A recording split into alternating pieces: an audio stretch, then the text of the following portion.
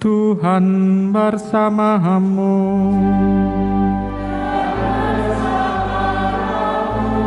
Inilah Injil suci menurut Santo Yohanes.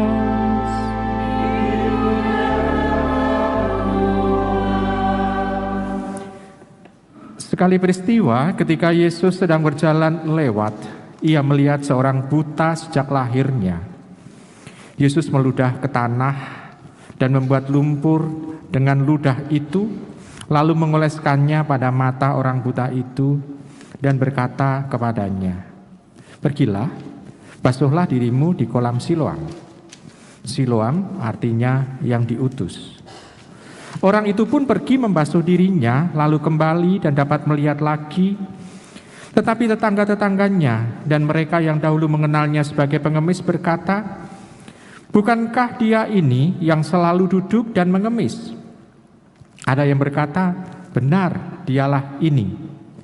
Ada pula yang berkata, "Bukan, tetapi ia serupa dengan orang itu."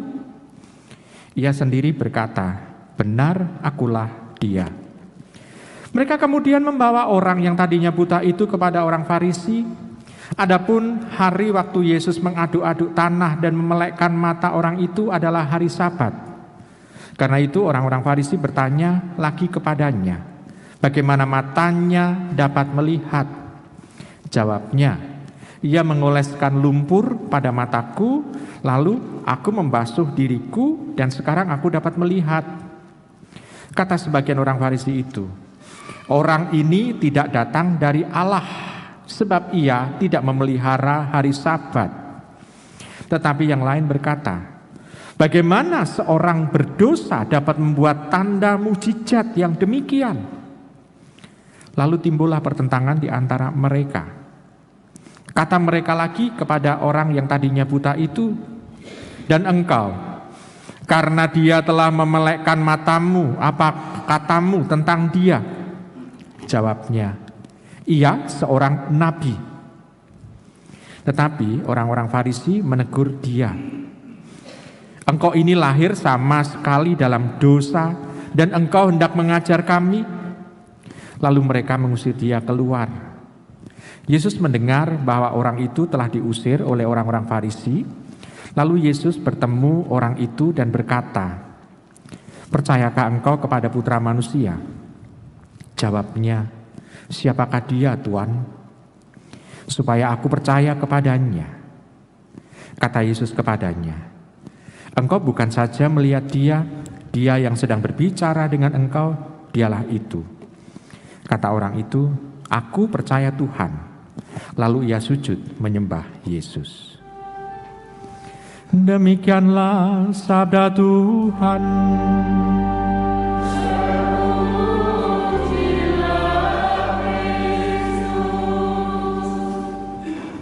Ibu, Bapak, saudari-saudara terkasih dalam Yesus Tuhan, ini adalah versi singkat dari bacaan Injil yang harusnya adalah dari bab 9 ayat 1 sampai dengan ayat 41.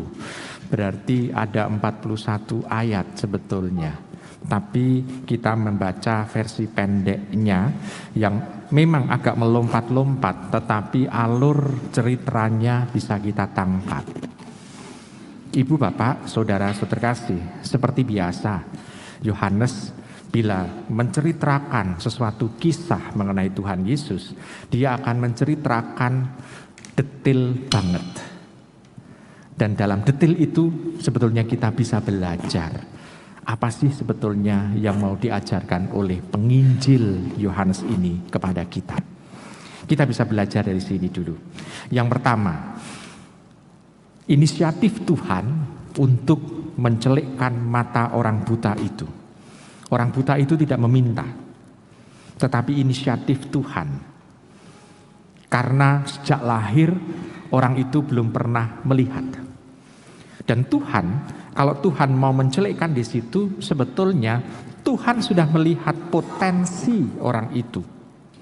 Jadi tidak hanya sekedar menyembuhkan, tetapi juga potensi kemudian dari orang yang mau dibantu oleh Tuhan Yesus itu. Tuhan Yesus membantu orang itu melihat, tidak hanya melihat secara fisik, tetapi membantu dalam proses selanjutnya. Ketemu dengan orang Farisi segala macam, akhirnya terbukalah mata imannya.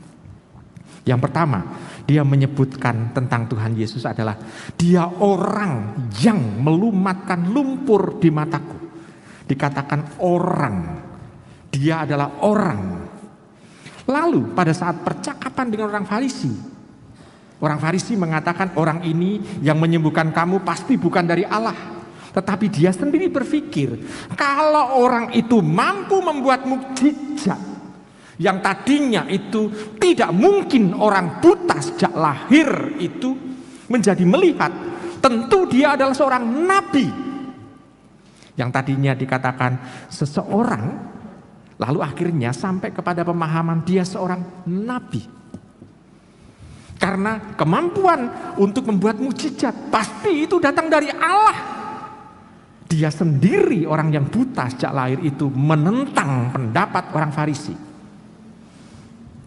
Nah, setelah ketemu dengan Tuhan Yesus itu hanya mengatakan, percayakah kamu dengan anak manusia? Kata anak manusia sebetulnya adalah gelar khusus untuk Mesias yang turun pada saat hari penghakiman, turun dari langit menurut kitab Daniel. Jadi Yesus anak manusia itu adalah gelar mengenai dia yang turun dari surga menuju kepada dunia untuk membereskan semuanya sebelum kiamat.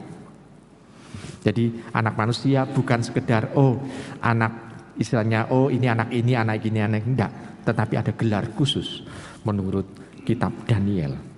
Dan Tuhan Yesus mengingatkan, karena orang yang dihadapi, orang yang buta yang sudah melihat itu adalah orang Yahudi, maka Tuhan Yesus menggunakan gelar itu. Percayakah kamu dengan Putra Manusia? Lalu tentu saja orang yang buta yang sudah melihat itu, dia pasti mempunyai kemampuan untuk mengingat suara siapa yang berbicara di depannya itu. Dia pasti mengingat suaranya. Maka dia mengatakan, ya saya percaya. Tapi siapa dia? Lalu Tuhan Yesus mengatakan, orang itu adalah yang berbicara dengan kamu sekarang. Orang itu lalu mengatakan, ya aku percaya. Lalu menyebut kata Tuhan. Dan dia bersujud menyembah Yesus. Jadi ada perkembangan yang tadinya dikatakan seseorang nggak dikenal, lalu akhirnya ada pengetahuan mengenai nabi, tetapi setelah ketemu dengan Tuhan Yesus, baru dia mengatakan, Tuhan, aku percaya. Ada perkembangan. Jadi yang dilihat oleh Tuhan Yesus, potensi di sana bukan hanya melulu soal lahiriah mata, tetapi imannya itu sedikit demi sedikit itu dibangun untuk bisa melihat siapa yang berbicara di depan dia. Maka kalau Tuhan itu berbelas kasih membantu tanpa orang itu meminta, Tuhan melihat potensi yang ada dalam diri orang tersebut. Nah sekarang ini menjadi bacaan kita hari ini. Tentu ada maksud khusus dari gereja untuk kita. Kita yang seolah-olah dibutakan bukan karena kita tidak mampu melihat, kita mampu melihat.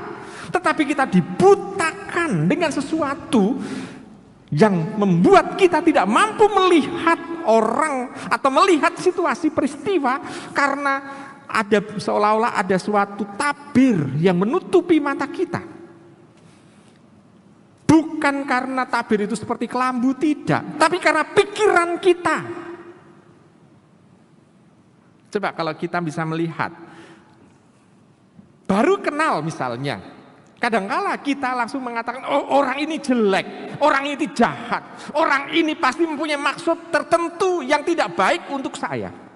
Kadangkala mudah kan kita mencoba untuk baru melihat sekali saja, belum orang itu berbicara, kita sudah mempunyai dakwaan. Kenapa? Karena ada pikiran dalam diri kita. Mungkin pernah kita melihat dari cara orang itu tersenyum, cara orang itu berbicara, cara orang itu berjalan, cara orang itu membawakan dirinya. Dia pernah dikecewakan dengan orang yang seperti itu, lalu dia bisa mendakwa orang tersebut sebagai seperti itu. Berarti tabir itu adalah pikiran kita sendiri. Jadi penutup mata kita bukan karena kita ditutup tidak bisa melihat apa-apa, tapi justru pikiran kita yang menutupi sehingga kita tidak mampu melihat orang itu. Padahal orang itu mungkin adalah orang yang baik. Karena tidak tahu kita, tapi karena kita seringkali menutup itu. Ambil contoh saja, walaupun ini agak berbau politik tetapi rapopo ya. Kita bisa melihat begini, siapa sih yang mau dulu itu pada awal Anda memilih Pak Jokowi yang orangnya kurus krempeng kayak gitu, tidak mempunyai latar belakang misalnya militer, apakah dia mampu? Orang kan baru melihat dengan mata. Tapi setelah kita bisa melihat perjalanan, oh ternyata dia orang yang mampu. Tapi kita bisa melihat orang yang badannya mungkin gemuk, semangatnya gede, tetapi belum tentu dia mampu menyelesaikan sesuatu yang menjadi tanggung jawabnya. Ibu bapak, saudari terkasih, kita bisa melihat di sana, orang seringkali karena hanya melihat dengan sudut pandang mata kita saja. Maka Tuhan mengajak kepada kita supaya kita mampu untuk melihat seandainya Tuhan ada di sini, Tuhan kira-kira berbicara apa, kira-kira Tuhan bertindak apa, kira-kira Tuhan mau melakukan apa. Apakah kita pernah untuk seperti itu? Kita menggunakan dengan kacamata Tuhan. Kadangkala karena kita sudah tertutup dengan pikiran kita, maka ada dakwaan tersendiri. Seperti orang Farisi itu. Dia melihat mukjizat yang terjadi. Tetapi karena pikirannya ini dipenuhi dengan pikiran bahwa ini adalah hari Sabat, maka kalau Tuhan bertindak tidak mungkin. Karena pasti orang ini adalah musuh Tuhan. Dia berpikir begitu. Sehingga orang Farisi walaupun dia melihat adanya mukjizat cetha welo-welo di depan dia, tapi dia tidak pernah mengakui bahwa ini adalah campur tangan Tuhan. Maka Tuhan pun juga tidak akan istilahnya protes di hadapan orang Farisi itu. Namun Tuhan tetap memberikan kesempatan kepada orang yang tadinya buta itu untuk tetap mengalir imannya. Sampai kepada satu pemahaman, ya ini adalah Tuhan. Nah, untuk kita juga demikian. Kita kadangkala istilahnya terganjal dengan pikiran kita, dengan praduga kita seperti orang Farisi itu. Namun Tuhan masih menunggu kelembutan diri kita, kelembutan hati kita. Oke, kita keras kepala, enggak apa-apa. Karena keras kepala itu berarti kita masih harus diskusi. Karena kalau kepala enggak keras, pasti orang akan ribut dan akan pergi ke rumah sakit. Karena kalau kepala enggak keras itu kan berarti gendul-gendul gitu ya. Berarti orang itu pasti akan ada bahaya. Kalau kepala keras biasa. Diskusi maksudnya. Itu biasa, enggak apa-apa. Dan orang pasti mau mencari kebenaran. Orang yang diskusi pasti akan mencari kebenaran. Tetapi kalau orang Farisi yang dalam contoh di sini bukan lagi keras kepala, tapi keras hati. Kalau keras hati dalam bahasa medis itu anjay hatinya yang mengeras, itu gimana cara untuk bisa melembekkan? Enggak bisa. Caranya adalah satu, cari romo parokinya untuk minta minyak suci pada orang itu. Artinya tunggu mati nih, gitu aja. Maka kalau kita keras hati, ya kita tidak akan bisa yang namanya. Demikian juga dengan pertobatan. Demikian juga dengan kasih Tuhan tidak akan bisa kita tangkap. Kalau hati kita keras, Tuhan tidak bisa masuk hati kita. Karena justru dalam hati kita itu ada tahta dari Roh Kudus, tahta Allah sendiri yang bisa menggerakkan kita untuk bisa melakukan kebaikan. Tetapi kalau hati kita keras, Tuhan tidak bisa masuk dalam hati kita, maka bodohlah kita karena kita tidak akan bisa melakukan apa yang menjadi kehendak Allah. Maka di sini sebetulnya keras kepala tidak apa-apa, kita mencari kebenaran, tetapi jangan sampai hati kita keras. Karena kalau hati kita keras, sulit untuk bisa kita mencintai orang dengan tulus. Nah, ibu, bapak, saudara, saudara kasih, Tuhan menginginkan supaya kita berproses. Iman itu memang dari pendengaran bermula. Tetapi pikiran seringkali membuat kita tertutup. Namun biarkanlah itu hati kita jangan untuk keras. Tapi kekerasan hati kalau itu dalam arti medis memang tinggal menunggu minyak suci. Tapi kalau hati keras dalam arti iman, sebetulnya Tuhan menunggu kita mau untuk diganti hati itu oleh Tuhan. Kan Tuhan sendiri kan berjanji, hati yang keras akan diganti dengan hati yang lembut. Hati yang merah akan diganti dengan hati yang putih. Asal kalau orang itu mau untuk diganti. Kalau mau diganti artinya orang itu bertobat. Nah, ibu, bapak, saudari terkasih, Tuhan menginginkan supaya kita mengalami pertobatan. Maka setiap peristiwa yang kita hadapi, setiap peristiwa yang kita lakukan, jangan pertama-tama kita lalu memberikan praduga seperti orang Farisi. Penilaian yang hanya ngotot sesuai dengan pikirannya. Justru kita nanti akan menduga orang yang sebetulnya maksudnya baik menjadi sesuatu yang negatif. Maka Tuhan menginginkan, ya biarkanlah pikiran kita ada, tetapi jangan lalu kita memberikan judgement, penghakiman. Namun kita tetap mencoba seperti Ibu Maria, merenungkan dalam hati, mencoba untuk berproses dalam hati kita, supaya di sana Roh Kudus yang sudah diberikan kepada kita itu memberikan terang dalam diri kita, sehingga kita bisa mengatakan ya atau tidaknya. Nah, Tuhan menginginkan itu terjadi dalam proses hidup kita. Selamat merenungkan.